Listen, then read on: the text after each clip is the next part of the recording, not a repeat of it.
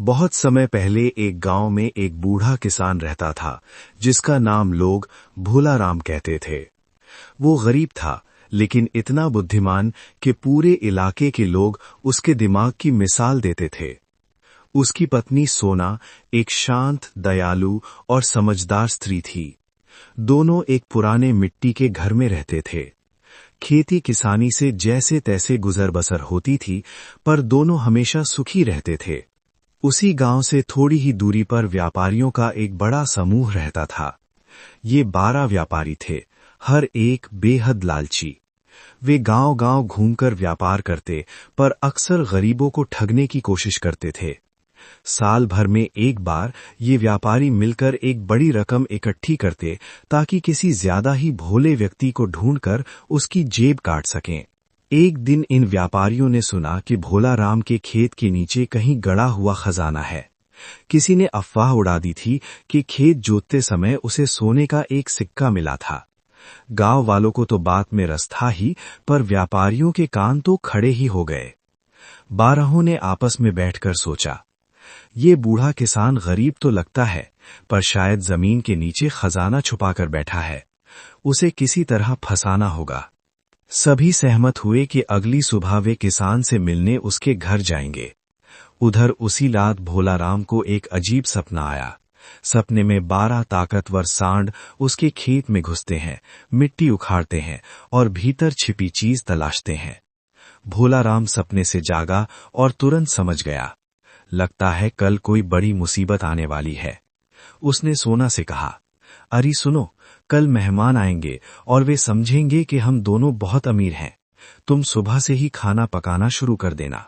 पूजा वाले कमरे में कुरकुरी बांस की चटाई रख देना, जैसे वहां कुछ खास रखा हो। और हाँ, घर के पिछवाड़े में पड़ा वो पुराना बोरिया साफ करके कमरे के कोने में डाल देना।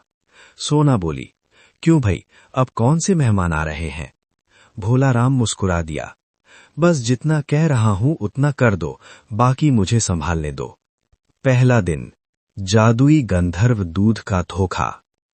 अगली सुबह 12 व्यापारी बड़े तामझाम के साथ भोला राम के घर आए। उन्होंने कहा, काका, आपके खेत में खजाना है सुना है, हम देखने आए हैं। भोला राम बोला, अरे बेटो, पहले खाना खा लो, खजाने की बात बाद में करते हैं। सोना ने 12 लोगों के लिए शानदार खाना परोसा। व्यापारी चकित रह गए। इतने गरीब किसान के घर इतना अच्छा भोजन। खाना खाते खाते उन्होंने भोला राम से पूछा, काका, सच सच बताओ, आखिर कमाई का राज क्या है? भोला राम बोला, राज है गंधर्व दूध का। मेरे पास एक मिट्टी का घड़ा है, उसमें एक बूंद दूध गिराता हूं तो आधा घर खाना खा लेता है। पर वो घड़ा बहुत कीमती है, बेचने के बारे में सोच भी नहीं सकता। व्यापारियों की आंखें चमक उठीं। कैसा घड़ा, हमें भी दिखाओ। भोला राम ने कोने में रखे बोरिया को हटाया। वहां एक साधारण सा घड़ा रखा था। वो बोला, ध्यान से देखना।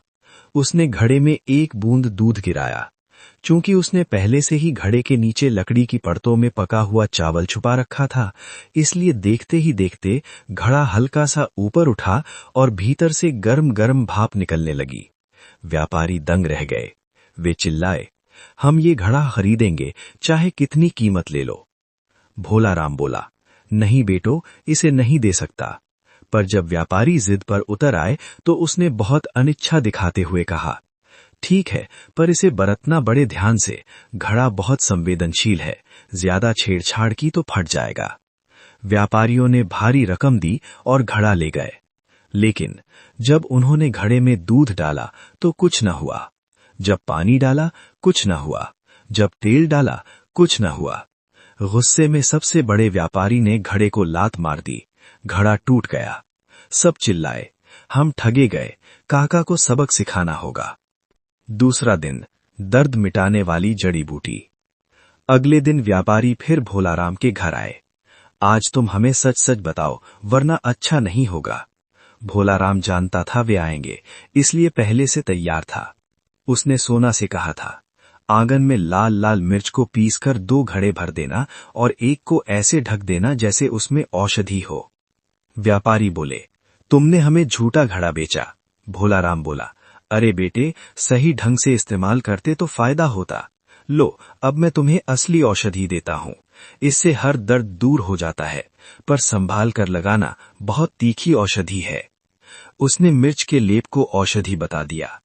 12 व्यापारी अपने अपने दुखते घुटनों, कमर और सिर पर लेप लगाने लगे, और फिर जैसे आग लग गई हो, वे छलांग मारते, चिल्लाते, भागते घर लौटे। अब सब बुरी तरह जली त्वचा लेकर बैठे थे। उन्होंने कसम खाई, अब जाकर काका को नहीं छोड़ेंगे। तीसरा दिन, मृत किसान की घिनौनी गंध का चमत्कार। उस रात भोला राम को फिर सपना आया कि व्यापारी उससे बदला लेने आ रहे हैं। उसने सोना से कहा, सुनो, एक मटकी में सड़ी मछली भर देना, मैं उस कमरे में लेट जाऊंगा और ऊपर गीली चादर डाल देना। जब वे आए तो कह देना कि मैं मर गया हूं और अंदर से बहुत तेज बदबू आ रही है। अगले दिन व्यापारी फिर आए। सोना जोर जोर से रोने लगी। हाय रे, भोला राम मर गया, शरीर सड़ गया है।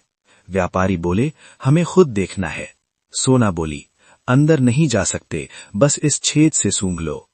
जैसे ही पहला व्यापारी छेद के पास गया, भोला राम ने भीतर से पत्तों से बना नकली पंजा बाहर निकाला और उसकी नाक मरोड़ दी। वो दर्द से चिल्लाता हुआ पीछे हटा। दूसरे ने देखा, उसकी भी नाक गिरती गिरती बची। तीसरे की भी नाक दबोची गई। इस तरह 12 व्यापारी एक एक करके नाक पकड़े भागते रहे। चौथा, अब वे पिछले अनुभवों से डर चुके थे, पर लालच नहीं गया। उन्होंने सोचा, भाई ये बूढ़ा बहुत चालाक है, पर उसके पास असली खजाना जरूर है। उधर भोला राम ने सोचा, अब आखिरी वार करना होगा ताकि ये लोग सुधर जाएं। उसने सोना से कहा, सुनो, पूजा वाले कमरे में केले के पेड़ से उतारी चमकीली छाल रख देना और ऊपर पुराने सिक्के रख देना, जैसे देवी का आशीर्वाद हो। जब व्यापारी आए, भोला राम ने हिचकी नशे का अभिनय किया और बोला, सोना, वो खजाना कहाँ रखा है, भूल गया मैं। सोना चिल्लाई, अरे वो पूजा वाले कमरे में घड़े में है। व्यापारी भागे पूजा कक्ष में। जैसे ही उन्होंने घड़े में हाथ डाला, अंदर से उड़ते चमगादड़ निकलकर उन पर टूट पड़े।